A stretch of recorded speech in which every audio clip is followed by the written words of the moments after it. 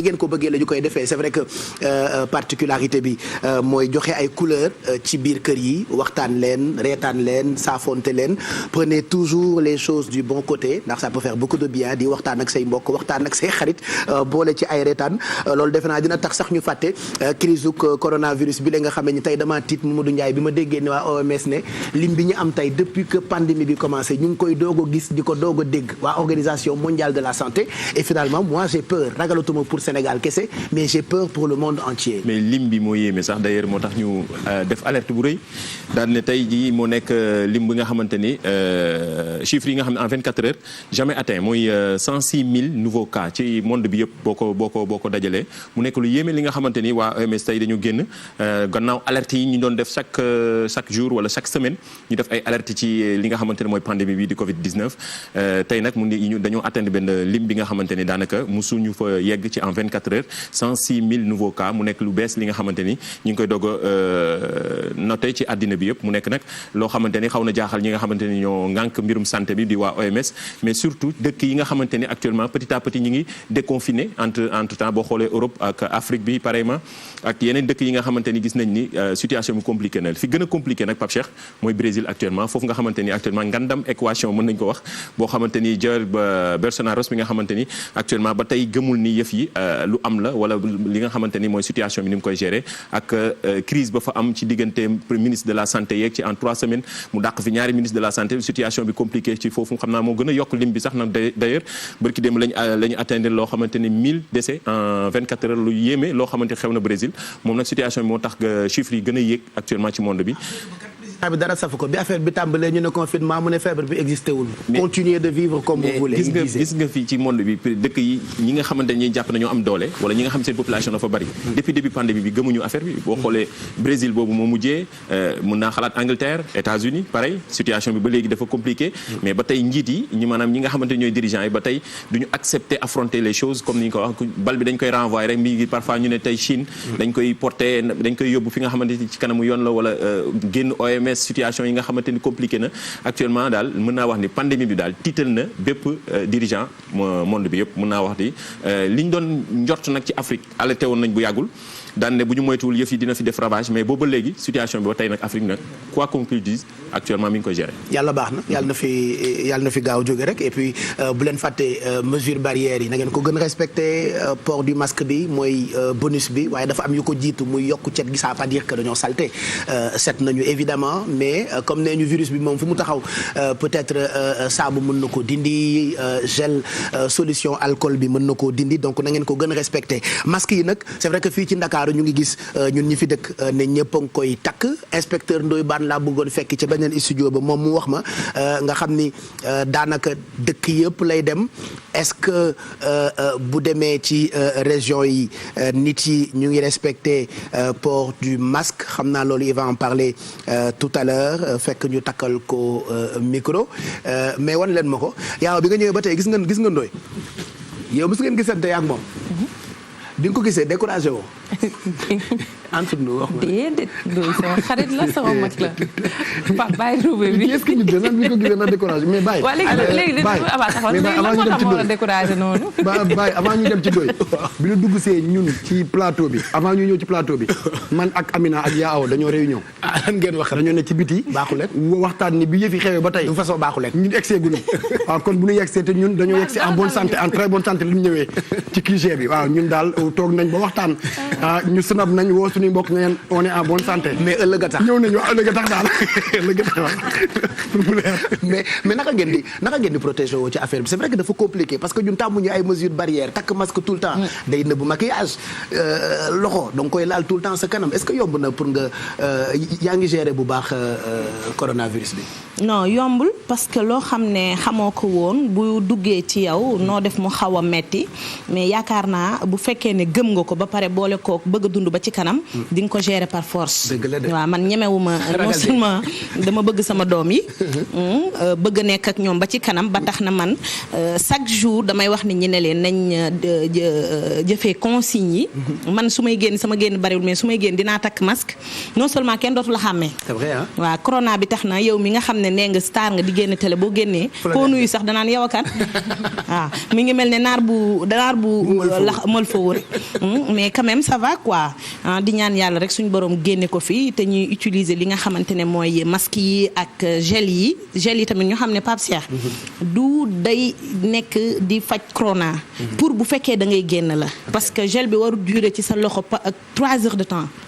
parce que bu continuer ci sa loxo mën na ñaqal sa loxo te loolu mën na jur yeneen microbe saabu bee gën sax fuuf du morom ba tax na kon ñu bàyyi ci xel di ñaan yàlla suñ borom gaaw jële ko fi ñi nga xam ne fo lañ ko jàppee nag ñu xam ne lii du caaxaan du fo donc finalement c'est compliqué waaw Pape bon xam nga ñun nag par rapport ak man liggéey bi may liggéey ci weeru koor bi donc tout le temps chaque jour ñu ngi tournage voilà ñu ngi dem et tout donc ñu ngi jël vraiment précaution yi nga xamante ne moo ci war ñu ngi takk masque tout le temps ñu ngi ak suñu ay gel TFM ngay jógee déedéet Pape bul wax loolu TFM mën naa xëy weer bu fi dugg weer bi sax mën naa ne ñaari yoon laa fi ñëw c'est vrai que def naa émission nag ak suñu xarit Kouthia vraiment ñu koy ñaanal yàlla na yàlla fëgg boppam waaw kañ nga def émission bu njëkk bi. juste la veille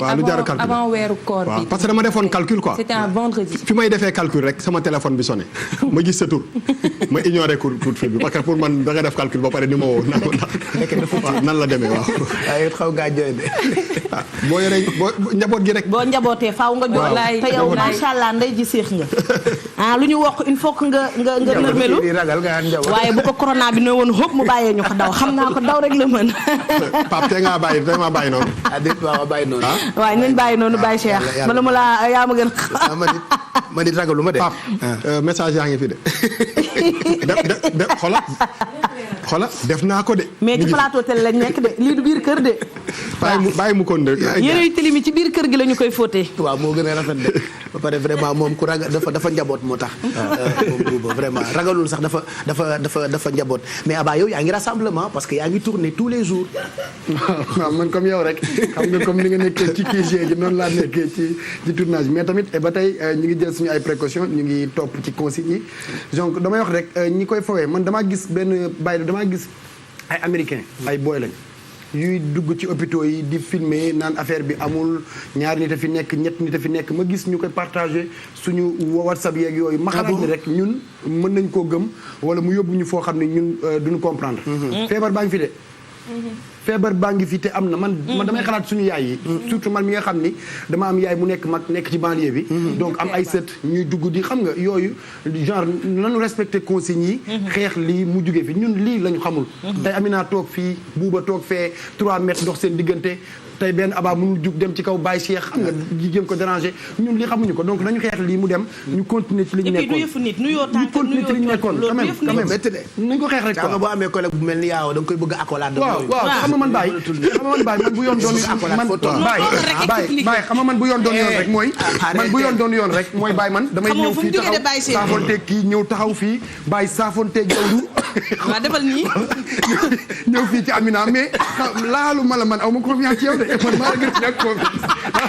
mais doo ko mën kenn mënatul loolu Baye en tout cas réew mi dafa metti mais fan la bët di wéree finalement est-ce que duñu vivre avec comme les autorités yi di ko rien ne sera plus comme avant mais vivre avec bi loolu c'est une réalité maintenant balaa ngay dund ak dara da nga koy xam parce que pour man ci fi ñu toll nii mooy dañuy jàng di xam feebar bi parce que pour man vivre avec dañuy anticiper trop si baisser les bras il faut ñu xam docteurs yi xam mutation yi nga xam ne feebar bi mi ngi koy am c'est important parce que docteurs yi ba léegi maîtriser wuñu nan la feebar bi di ubbee ko donc voilà donc je pense que fii ak peut-être fin de l'année fii ak mois de décembre gars yi dañu peut-être am beaucoup plus de matières yu ñu xam ne mën lañu sukkandiku après ñu doog a envisager vivre avec mais dafa am loo xam ne xam nga pour man ay communication dafa grave am na noo xam ne soo ko waxee rek mën nga inciter nit ñi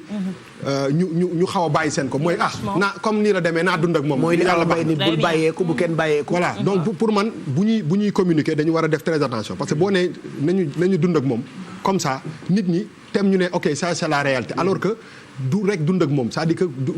waruñu dund ak moom dañ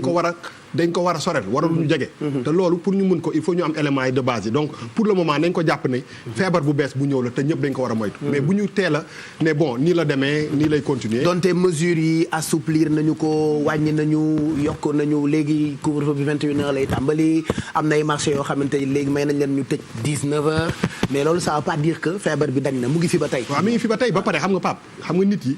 dëkk day dox. économie day dox. nit ñi dañuy war a dund dañu war a kii parce que lu feebar métti bu duré 6 mois ci dëkk benn dëkk attanu ko. donc gars yi je ne pense pas que ñu ubbi parce que dañu bëgg ubbi. dañu ubbi parce que il faut que nit ñi survivre maintenant nit ñi seen bopp bu ñu ubbee. ñoom ñoo war a tëj seen bopp ak feebar bi. pour man nit ñi il faut ñu déggee ko noonu. il faut ñu bu ñu nee ubbi nañu. ça ne veut pas dire que demal fii mooy que yow jox la ñu war a gën a moytu. on te met devant tes responsabilités. donc je pense que bu ko nit ñi jàppee noonu. ñu teel a xam que ni ouverture bi. soññ la pour que nga gën a def attention. c'est vrai que voici la phrase on nous a mis devant nos responsabilités donc nu ku ne jël ay responsabilités am et puis yàlla baax na espérons que affaire bi dina fi gaaw dañ vivre avec ça c'est compliqué mais yàlla baax na de toute façon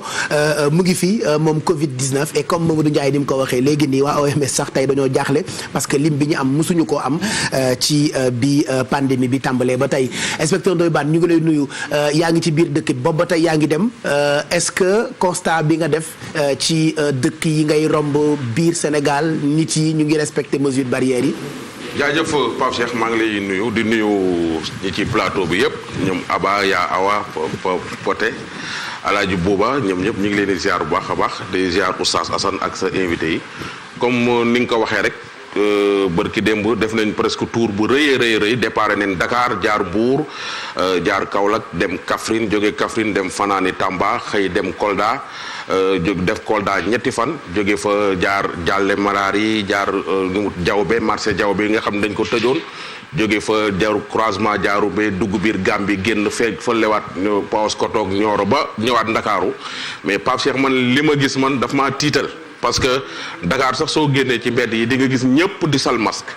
ñëpp da nga leen di gis ñu sol masque xaw ma dañ koy sol pour daw feebar bi wala dañ koy sol pour bañ ko leen jàpp xam nga loolu dafa am gi nga oto yi ñuy dawal nit ñi dañuy dagg assurance pour bañ policier bi jàpp leen wala dañuy dagg assurance parce que dañoo war a dagg assurance kon gars yi dañuy takk masque pour bañ policier bi jàpp gars yi jàpp leen amande leen ou bien dañuy sol masque yi pour moytu feebar bi mais li ma gis dans les régions ci surtout ci village yi Pape Cheikh man tiital na ma parce que nit ñi am na ñi ngay dajeel dañuy yor masque def ko seen poche jigéen ñi yor masque def ko seen saak am ñoo xam ne si yorul sax faf masque bi ñii gëm nañu feebar bi ñii gëmuñu feebar bi Dakar daal soo fi ñëwee di nga gis ne nit ñi ñu ci ëpp gëm nañ ni feebar baa ngi fii ba ñi ngi xaw a moytu mais li ci fekk waa Ndakaaru fekk ci ñi nga xam ne ñoom ñoo ji ñi ci région yi surtout soo demee nga xam ne moom moo di ville yi soo seetloo ñi nga xam ne ñooy autorités yi nga xam dañoo nekk ci yenn dëkk yi suñu indee ay masque ak ay gel dañ koy indi ci commune bi ci dëkk bu mag bi mais dama defe ñi koy séddale dañuy fàtte ñi ci village yi te xamuñu ni ñi ci village yi dañuy xëy suba ñëw ci commune bi ndugg marché delluwaat donc su feebar bi nekkee ci biir commune bi tout le temps na nga xaar de ki jóge village mën na koo ñëw jëlee ko ci commune bi yóbbu ko seen village moo tax maa ngi koy wax léegi Oustaz Assane ak Aba Barki démb mani autorisation yi nar a joxe pour Korité gi bi ma demee ba ñëw loolu laa njëkk a wax ci rajo bi ci Aba mi ngi woon toog ma ne autorisation yi nar a joxe pour Korité gi suñ ko joxee ci Korité gi Sénégal ñëpp dinañ jël feebar bi gars yi ni ma laaj ma. bu ko joxee délivrance bi dakkal nañu ko à partir de tey bi 21h jotee. voilà Aba mi ngi ma koy wax naan ma yow xanaa gars yi dañoo dégg li nga wax. parce que tey jii soo fekkee da nga jóge fii dem seen village mën ngaa yóbbaale feebar bi wala sooy ñibbi di nga indaale ko.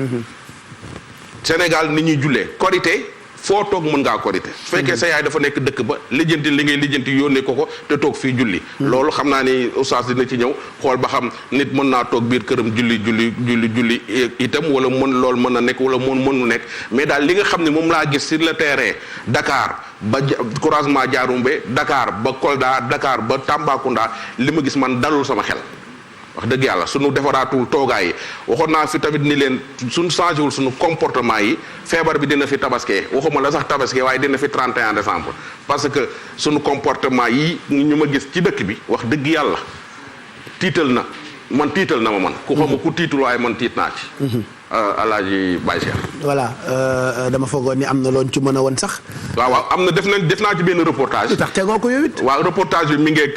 Apulaay su fekkee pare na mën nga ko jox askan wi ñu xool ba xam à l'intérieur du pays respecté nañu takk masque yi wala takk respecté wuñ ko xoolal.